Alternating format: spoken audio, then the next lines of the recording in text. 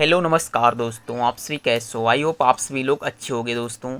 तो आज की वीडियो कुछ खास रहने वाली है, क्योंकि आज की वीडियो में आप सभी लोग सीखोगे फैक्टर्स क्या होते हैं, और यानी गुणनखंड क्या होता है और गुणनखंड को कैसे हल किया जाता है। दोस्तों आज आप यकीन मानिए, अगर जो 5 मिनट वीडियो को देख लेते हो तो आप लोगों को मैथ से प्यार हो जाएगा, और आप मैथ को ऐसे सीखोगे जैसे कि आप लोग समझ लोगे कि मैं घर में क्या खा रहा हूँ, छोले भटूरे खा रहा हूँ दोस्तों। तो चलिए आज की वीडियो को स्टार्ट करते हैं और बहुत ही अच्छे तरीके से सीखने की कोशिश करते हैं। समझिएगा फैक्टर क्या होते क्या हैं। अगर जो फैक्टर का कहीं नाम लिखा है तो वास्तव में फैक्टर क्या होते हैं, तो समझिएगा, ध्यान रखिएगा। हमने दो वर्ड आप लोगों ने सुना होगा, एक होता है गुणन और एक होता है गुणनखंड। क्या होता है? एक होता है गुणन और एक क्या होता है? गुणनखंड। आप लोगों को पता होना चाहिए, इसे कहते हैं फैक्टर। क्या कहते हैं इसे? फैक्टर्स। और इसे क्या कहते हैं? मल्टीपल। क्या कहते हैं? मल्टीपल। अब समझिएगा मल्टीपल क्या होते हैं और गुणनखंड क्या होते हैं। तो ध्यान रखिएगा, मल्टीपल वो होते हैं जैसे कि मैंने 5 लिखा और 5 की मल्टीप्लाई की। 5 की मल्टीप्लाई 1 से की तो कितना आया? 5 आया। 5 की मल्टीप्लाई 2 से की तो कितना आया? 10 आया। 5 की मल्टीप्लाई 3 से की तो कितना आ गया? 5 या 15 आ गया। फिर 4 से की तो 20 आया। 5 से की तो 25 आया, डैश डैश। फिर मैंने 5 की गुणा जो है कि 10 से की तो कितना आ गया? 50 आ गया। कहने का मतलब ये है, 5 की गुणा आप किसी भी संख्या से कर दो तो क्या होगा? उसका गुणनफल होगा। क्या होगा? उसका गुणनफल होगा, सॉरी गुणनखंड, गुणन होगा। आपको इतना समझ में आई होप आ गया होगा। यानी 5 की गुणा आप किसी भी संख्या से, क्या मैं 5 की गुणा 1 लाख से कर दूं? हाँ, आपका सही है क्वेश्चन। 5 की गुणा 1 लाख से करोगे तो वो भी 5 का गुणन होगा। 5 की गुणा क्या 1225 से कर दूं? हाँ, तो 1225 भी 5 का गुणन होने वाला है। तो आई होप आपको गुणन आज कंप्लीट हो गया होगा। यानी 5 का मल्टीपल, 5 का ही नहीं किसी भी संख्या का, जैसे 2 3 का मल्टीपल आप किसी भी संख्या से कर दिए तो वो 3 का मल्टीपल होगा दोस्तों। तो इतना आई होप आप लोगों को समझ में आ गया होगा। अब आपको बताते हैं कि गुणनखंड क्या होता है दोस्तों। तो समझिएगा फैक्टर किसे कहते हैं दोस्तों। आपको मैं वो चीज़ सिखा रहा हूँ आपको जो पूरे यूट्यूब पर नहीं मिलेगी। ये मैंने खुद पेड कोर्स से सीखा हुआ है, तभी आपको बता रहा हूँ दोस्तों। तो अब चलो हम समझते हैं कि गुणनखंड क्या होते हैं। हमने गुणन सीख लिया, आप लोगों को मल्टीपल समझ में आ गया होगा।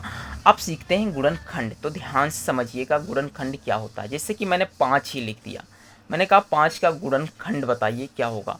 तो देखिए 5 का गुणनखंड मतलब फैक्टर, यानी 5 को कौन कौन सी संख्या भाग कर सकती है? 1 और 5 के अलावा कोई सी संख्या भाग नहीं कर सकती है। तो ये क्या हुई है? ये हुई है गुणनखंड। यानी 5 के गुणनखंड कितने? 1 और 5 है दोस्तों। तो यहाँ से हम बता सकते हैं कि नंबर ऑफ फैक्टर कितने हैं? 1 और 2। तो आप यहाँ से इन्हें काउंट कर सकते हो, बट इन्हें नहीं काउंट कर सकते हो क्योंकि 5 की गुणा आप किसी भी संख्या से कर सकते हो और वो आपका मल्टीपल होगा, लेकिन फैक्टर आप नहीं काउंट कर सकते हो। तो आई होप आप लोग समझ गए होंगे। अगर जो नहीं समझे हो तो एक बार फिर से बता देता हूँ।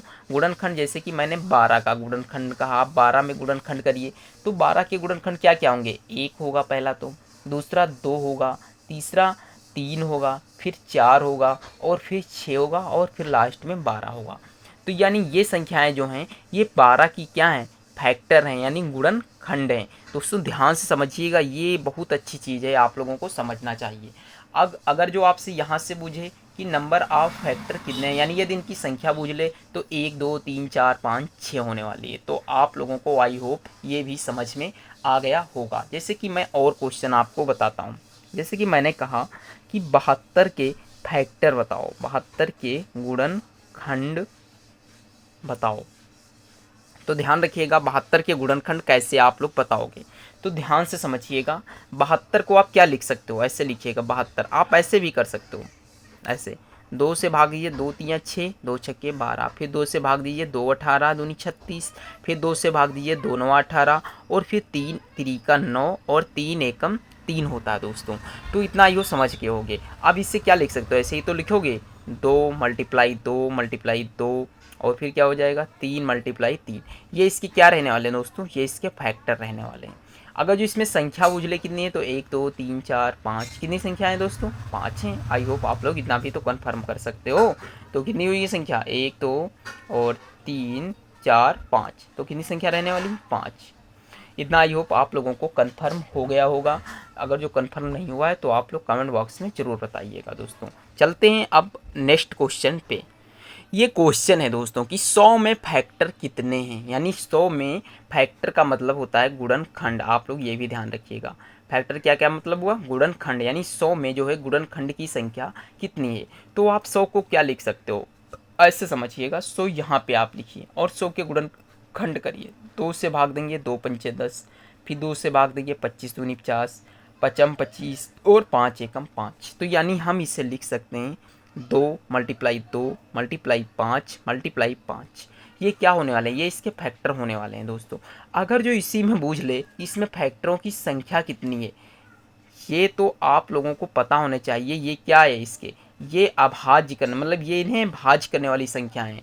अगर जो इसमें बूझ ले कि इन फैक्टरों की संख्या कितनी है तो आप कैसे बताओगे, तो समझिएगा, ट्रिक से आप समझिएगा। ये 2 लिखा हुआ है तो 2 की पावर 2 लिख दीजिएगा और 5 की पावर 2 लिख दीजिएगा। समझिएगा, इसकी पावर जो है ना, पावर को 1 बढ़ा दीजिए 3, फिर 2 की पावर 1 बढ़ा दीजिए 3, 3 तरीका कितने हो गए 9, कितने हो दोस्तों 9। तो इसमें नंबर ऑफ फैक्टर जो है ना वो कितने 9 रहने वाले हैं। यानी नंबर ऑफ फैक्टर का मतलब ये होता है कि गुणनखंड की संख्या जो 100 में है वो कितनी रहने वाली 9। अब आपको ये कैसे हुई मुझे तो पता ही नहीं चल रहा है, तो समझिएगा हम आपको पूरी फाइंड करके बताते हैं। समझिए, ये 2 से 1 से कटेगा, फिर 2 से कटेगा, फिर 4 से कटेगा, फिर 5 से कटेगा, फिर 6 से नहीं कटेगा, 7 से नहीं कटेगा, 8 से नहीं कटेगा, 9 से नहीं कटेगा, फिर 10 से कटेगा, फिर 11 से कटेगा नहीं, 12 से नहीं कटेगा, 13 से नहीं, 14 से नहीं, 15 से, 16 से, 17 से नहीं, 18 से नहीं, 19 से नहीं, मगर 20 से ये कट जाएगा। कितने से कटेगा दोस्तों 20 से। फिर कितने से कटेगा 24 से, 24 से नहीं कटेगा, 24 पंचे 20, 24 यानी 120, 24 से कटेगा कि नहीं, 24 चक्कू 96 नहीं कटेगा, 25 से नहीं, 26 से नहीं, 25 से कट जाएगा। कितने से कटेगा 25 से कटेगा। कितने हो गए 2 3 4 5 6 7, अभी 2 और 26 से 23 से 28 से 29 से 30 से 31 32 33 34 35 36 37 38 39 40 41 42 43 44 45 46 47 50 से कटेगा और लास्ट में ये 100 से कटेगा। तो इसकी कितने संख्या हुई 1 2 3 4 5 6 7 8 9। तो आप यहाँ से बता सकते हो कि नंबर ऑफ फैक्टर कितने हैं 9 होने वाले हैं। यहाँ से आप लोगों को नंबर ऑफ फैक्टर पता चल गए हैं। तो दोस्तों इतनी वीडियो आप लोगों को समझ में आई होगी। तो ये वीडियो कैसी लग रही है आप लोग कमेंट में ज़रूर बताइएगा।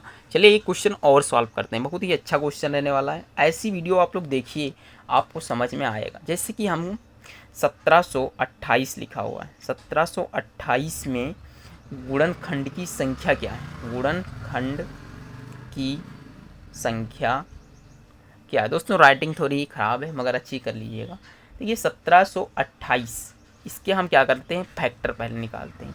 तो देखिए 2 से भाग देते हैं, 2 अठी 16, 2 छक्के 12, 2 चक्कू 8, फिर 2 से भाग देंगे तो 2 चौके 8, 2 तियाँ 6, 2 दूनी 4, फिर 2 से भाग देंगे तो 2 दूनी 4, 2 एकम 2, 2 छक्के 12, फिर 2 से भाग देंगे तो 2 दहम 20 और 2 अठी 16, फिर 2 से भाग देंगे तो 2 पंचे 10, 2 चौके 8, 2 से भाग देंगे 27 दूनी 54, 3 से भाग दोगे 3 और 27, 3 त्रिका 9 और फिर 3 एकम 3। तो यहाँ से आप काउंट कर लो 1 2 3 4 5 5 6, यानी 2 की पावर कितनी है 6 मल्टीप्लाई 3 की पावर कितनी है 2 मल्टीप्लाई, बस इतनी है, सॉरी 3 की पावर 3 है। आपको इतना पता चल गया दोस्तों। अब अगर जो यहाँ से हमें पता चल गया, अब इसमें बताना है हमें नंबर ऑफ फैक्टर कितने हैं। तो देखिए इनकी पावर कितनी है 6, यानी 6 से 1 बढ़ा दीजिए 7 मल्टीप्लाई 3 से 1 बढ़ा दीजिए 4, 7 चौक कितना हो गया 28। यानी जो 1728 में है ना वो फैक्टर, यानी इस तरीके से जो फैक्टर निकाले गए थे वो कितनी संख्याएं होने वाली हैं 28 होने वाली हैं। तो यही रही दोस्तों आज की वीडियो। अगर जो वीडियो अच्छी लगी हो तो लाइक करिए, शेयर करिए, अपने दोस्तों में शेयर करिए। मिलते हैं नेक्स्ट वीडियो पे, तब तक के लिए जय हिंद जय भारत।